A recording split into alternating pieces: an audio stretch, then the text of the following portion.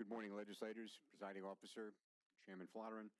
I'm Ben Zwirn. I'm with Suffolk County AME, and I'm here to put on the record a statement from one of our members who couldn't make it here this morning, who works also in law enforcement, and this is his statement. His name is Andrew Berry. Hello. I've been a law enforcement civilian for over a decade and a half. During this time, I've had various roles and responsibilities that have helped keep our services running smoothly from behind the scenes. By extension, they help keep the county safe. While in these roles, the scope of my job grew exponentially, but my salary did not reflect that.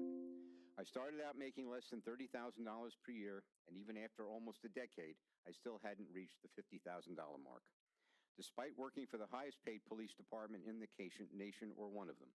At one point, I went for promotion in which I'd be supervising 120 workers, and my salary still wouldn't have reached the $50,000 level. In fact, the raise with the promotion wouldn't cover much of the additional gas and wear and tear on my vehicle. Since then, I took another test, got a promotion to probation assistant, and went from a grade 11, step 8, to a grade 17, step 2. So it will take me almost 2 decades to reach my top step. At this time, I handle the internet monitoring for the entire Department of Probation, the vast majority of which are sex offenders.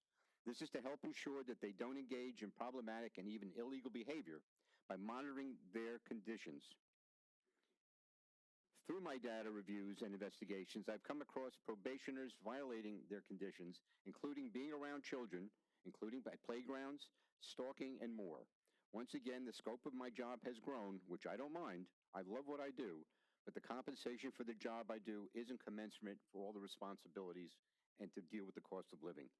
My wife and I live a frugal life. We lived with our family for 5 years to save up for a down payment for a very small home with lower taxes. We haven't had a real vacation since 2015.